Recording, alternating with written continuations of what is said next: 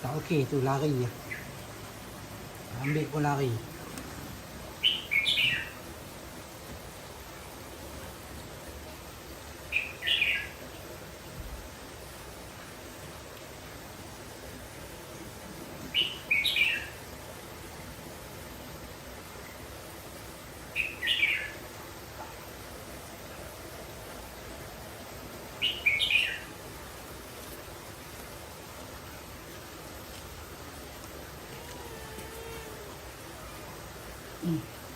Ni lembik sangat-sangat susu mak dia tak makan lah.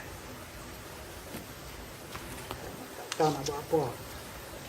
Kemarin okey lah. Hari ni susu pun tak makan.